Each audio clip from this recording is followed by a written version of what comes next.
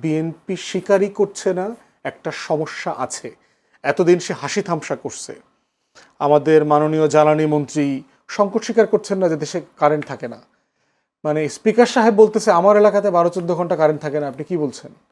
তিনি আপনার কি মনে হয় আসলে যে এই হারে সংকটটা শুরু হয়েছে? যদিও এর আগে আমরা জ্বালানি মন্ত্রী বলেছিলেন সপ্তাহ দুয়েকের মধ্যে সমাধান হয়ে যাবে, যদি বলে এলএনজি টার্মিনাল যেটা মহেশখালীতে আছে সেটা রিপেয়ারিং শেষ হলে মোটামুটি সমাধান হবে, কিন্তু না, দিনকে দিন বাড়ছে গ্যাস সংকট, এখনও সেই সংকট যাচ্ছে না। সেই সাথে তার প্রভাব পড়েছে বিদ্যুতেও, সারা দেশে লোডশেডিং চলছে।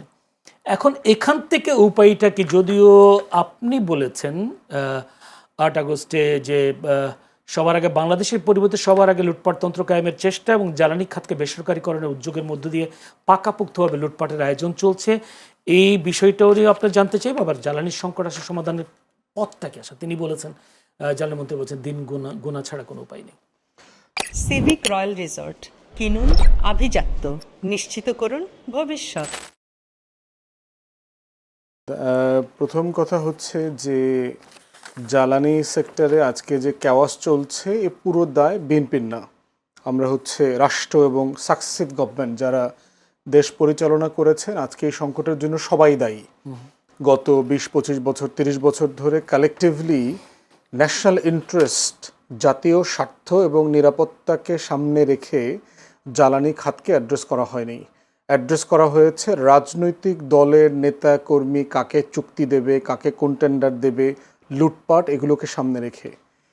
এর ভিতরে দেশি বিদেশি লবিস্টরা তো অবশ্যই আছেন আর কি, যারা স্বার্থকে বারবার মানে কম্প্রোমাইজ করবার চেষ্টা করেছেন।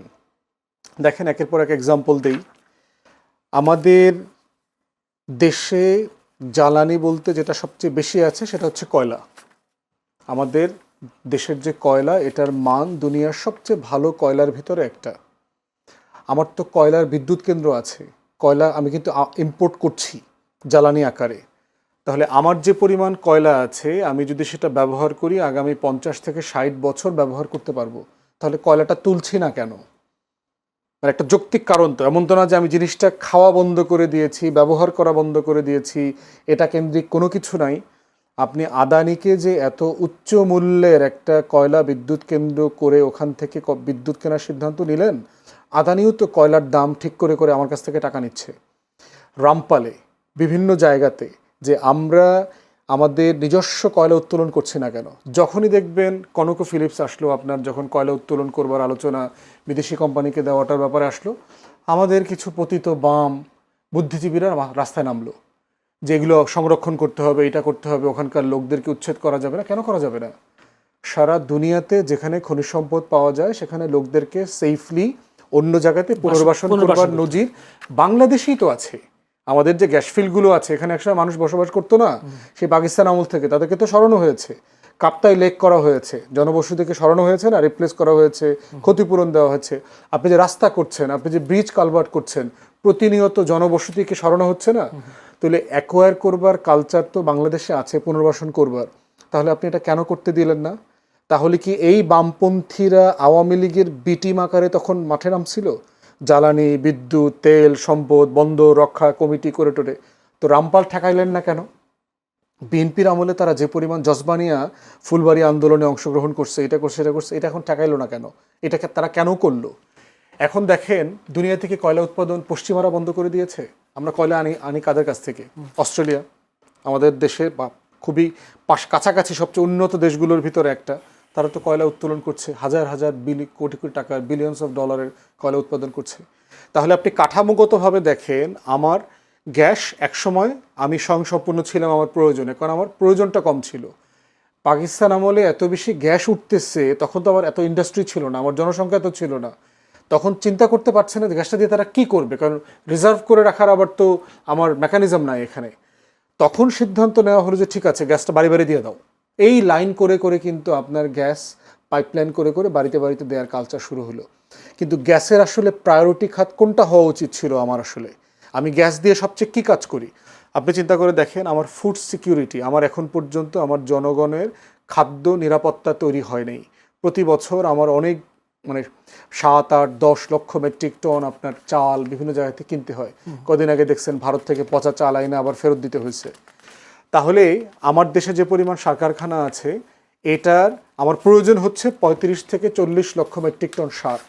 আমার ক্যাপাসিটি আছে 22 থেকে 25 লক্ষ মেট্রিক টন প্রডিউস করবার, কিন্তু বছরে আমি প্রডিউস করছি মাত্র 4 থেকে 5 লক্ষ মেট্রিক টন। কেন করতে পারছি না? কারণ ওই সার কারখানাগুলোতে আমি সার দিতে গ্যাস দিতে পারতেছি না। তাহলে গ্যাস আপনি কোথায় প্রায়োরিটাইজ করবেন? বাড়িতে বাড়িতে দিবেন, প্রায়োরিটাইজ করবেন? বিদ্যুৎ উৎপাদনের জন্য প্রায়োরিটাইজ করবেন, না আপনার ফুড সিকিউরিটির জন্য প্রায়োরিটাইজ করবেন?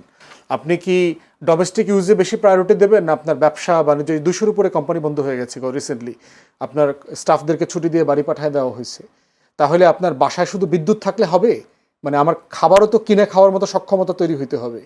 তাহলে এই যে এনার্জি সাইকেলটা আমি তৈরি করলাম ডিপেন্ডেন্সি নির্ভর, মানে পরনির্ভরশীল, আমদানি নির্ভর, এবং আমার সচ্ছল হওয়ার পথটাকে রুদ্ধ করে দিয়ে, আপনি দেখেন 2016-17 দিকে আমাদের গ্যাস উৎপাদন সবচেয়ে বেশি ছিল, আমাদের 270 ওই যে কিউবিক ঘনফুট যেটা বলে আর কি, এরকম। তো এখন সেই বছর থেকেই আপনি এলএনজিকে কেন ট্রান্সফর্ম করলেন? মানে আপনার তো ওই বছরটাতে সংকট ছিল না, তো আপনি এলএনজির লাইসেন্সটা কেন দিলেন? এবং এইটার মার্কেট শেয়ার বাড়তে বাড়তে এখন আপনার প্রায় 30% হয়ে গেছে। তাহলে আপনি কি পরিকল্পিতভাবে সংকট তৈরি করে আমদানি নির্ভর করছেন বাংলাদেশকে? আপনি কি আমার মার্কেটকে শাটডাউন করে দিতে চাচ্ছেন, আমার ডোমেস্টিক মার্কেটকে? আপনি ভোলাতে গ্যাস উত্তোলন হচ্ছে বহু বছর থেকে শুনছি, তা আপনি পাইপলাইন টানলেন না কেন? আপনি পাইপলাইন না টেনে এলএনজি মার্কেটের পিছনে কেন আপনি এত সুবিধা দিলেন জনগণের ট্যাক্স? অতীতের সরকারের এইসব কার্যক্রম তো আমরা সব জানি। এখন বিএনপি সরকার কি করছে বা কি করতে চাচ্ছে সামনের দিকে? দেখেন, এই সংকট থেকে সমাধানের উপায়টা কি? সমাধানের জায়গাটা বড় জিনিস হচ্ছে যে বিএনপি স্বীকারই করছে না একটা সমস্যা আছে। এতদিন সে হাসি তামাশা করছে। আমাদের মাননীয় জ্বালানি মন্ত্রী সংকট স্বীকার করছেন না যে দেশে কারেন্ট থাকে না। মানে স্পিকার সাহেব বলতেছে আমার এলাকাতে 12-14 ঘন্টা কারেন্ট থাকে না, আপনি কি বলছেন?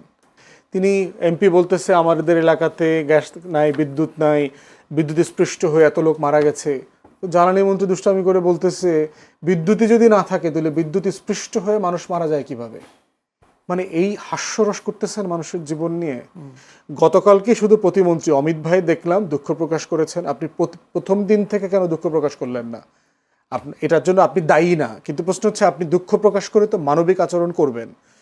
দ্বিতীয়ত হচ্ছে জনগণ জানতে চায় যে এটা ম্যানেজ করবার জন্য আপনি কি করছেন। বলা হচ্ছে মহেশখালীতে আপনার ভাসমান টার্মিনালে আগুন লাগছে। এটা কিভাবে আমরা জানলাম? কোনো ইনভেস্টিগেশন হয়েছে? কেন হইল? কোনো কিছু কিন্তু আমরা জানি না, শুধু আমাদেরকে বলা হয়েছে ওখানে আগুন লাগছে। আগুনের কোনো ছবি দেখছি, কোনো প্রসেস জানি কি থেকে কি হইলো না হইলো, সারতে কেন এত দেরি হচ্ছে? তাহলে কি আপনি পরিকল্পিতভাবে একটা সংকট তৈরি করছেন, যেটা এর আগে তেলের সংকটের সময় আমরা দেখেছি? থার্ড হচ্ছে আমরা জানি না যে আপনি আগামী দিনগুলোতে কি করবেন, আপনার রোড ম্যাপটা কি, যে আপনি এইটা, যেমন মাননীয় প্রধানমন্ত্রী বলছে মিয়ানমার থেকে নাকি এলএনজি আনবে, এটা বুঝে শুনে বলছেন? ওনাকে যারা অ্যাডভাইস করতেছে ওই অ্যাডভাইজাররা তো গাঁজাখোর না হইলে তো এই কথা তো ওনাকে বলার কথা না। মিয়ানমার থেকে আপনি কিভাবে গ্যাস আনবেন, এলএনজি আনবেন?